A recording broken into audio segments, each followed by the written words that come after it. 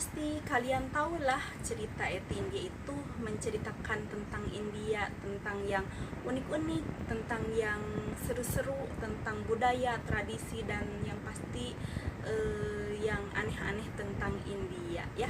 Jadi mungkin ada ya satu atau dua orang yang pernah mendengar yang namanya di India itu ada tradisi membunuh orang tua kandung. Aneh nggak sih? Mungkin bagi sebagian orang bisa dibilang aneh, percaya nggak percaya. Di daerah India ada loh yang namanya tradisi membunuh orang tua kandung. Kenapa yo? Ada yang tahu? Jadi jangan di skip ya, biar kalian tidak salah paham. Sambil nemenin aku bercerita atau mendongeng cerita tentang India, jangan lupa kalian juga bawa kopi, bawa makanan-makanan kecil, makanan-makanan ringan, biar tambah asik mendengarkan ceritanya. Kita ngobrol-ngobrol santai aja ya di sini. Jadi jangan tegang-tegang, jangan dibikin-bikin pusing ya. Kita santai aja mendengarkan ceritanya ya. Tapi sebelum aku lanjut ke inti ceritanya, tolong dibantu like, share, komen, dan subscribe-nya ya, biar aku tambah semangat menceritakan yang seru-seru tentang India. India itu banyak banget budayanya ya, sahabat Sita. Jadi di India itu ada yang namanya tradisi membunuh orang tua kandung. Percaya nggak? Mungkin sebagian orang ada yang percaya atau tidak, tapi yang pasti itu nyata atau fakta ya. Jadi di India itu ada yang namanya di daerah Tamil Nadu India, daerah tersebut ada yang namanya tradisi membunuh orang tua kandung. Kenapa mereka melakukan tradisi tersebut? Karena faktor kemiskinan. Mereka menganggap begitu karena mereka itu miskin atau kurang mampu untuk merawat orang tua mereka. Jadi mereka melakukan tradisi tersebut. Tradisi itu adalah tradisi talai kotal, mandi atau siraman ya. Jadi bagaimana caranya mereka melakukan tradisi itu? Apakah mungkin seperti memotong ayam? Memotong ayam jadi di ini? Enggak ya sahabat Siti. Jadi enggak seperti memotong ayam.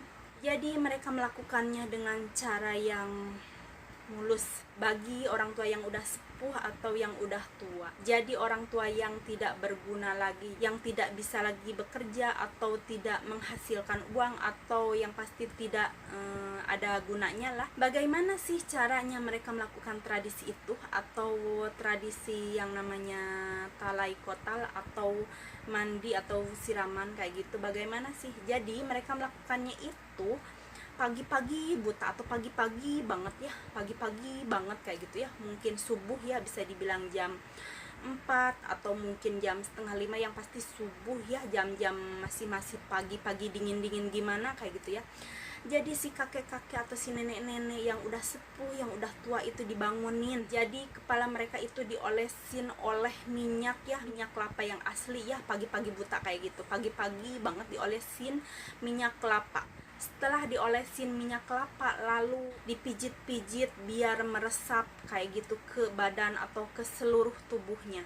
Setelah dipijit-pijit tersebut, lalu mereka memandikan si nenek-nenek atau si kakek-kakek tersebut sama air dingin. Setelah dimandiin sama air dingin, jadi harus meminum juga tuh yang namanya air kelapa yang udah dicampur-campur sama apalah ramuan-ramuan yang aneh-aneh kayak gitu, dicampur lalu harus diminum sama si orang tua tersebut. Jadi reaksinya setelah diolesin minyak, dimandikan, dan juga dikasih air minum kelapa itu, setelah 2 hari itu akan ada reaksinya. Jadi si orang tua tersebut itu akan demam, panas dingin, kayak gagal ginjal kayak gitu, yang mengakibatkan si orang tua tersebut meninggal. Terus kalau cara pertama nggak berhasil, ada juga cara kedua dengan meminum air susu melalui hidung. Aneh kan?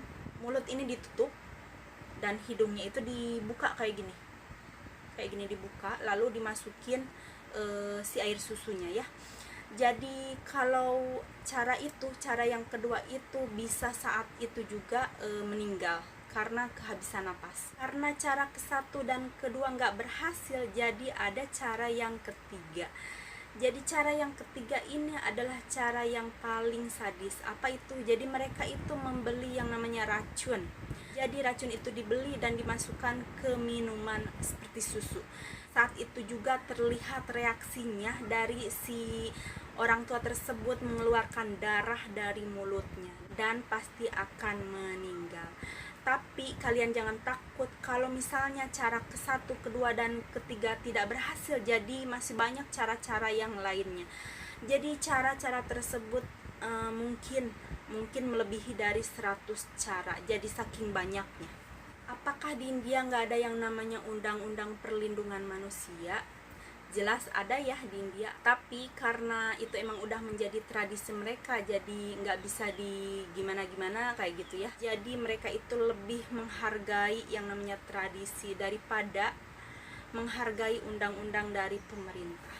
Tapi pernah ada ya 2 tahun yang lalu kakek-kakek melaporkan keluarganya ke polisi karena akan melakukan tradisi tersebut. Karena itu si kakek tersebut tidak mau melakukan tradisi talai kotal. Jadi tidak mau melakukan tradisi pemandian atau siraman tersebut karena si kakek tersebut menganggap, aku tuh masih sehat loh, aku belum mau meninggal, kayak gitu kata si kakek itu.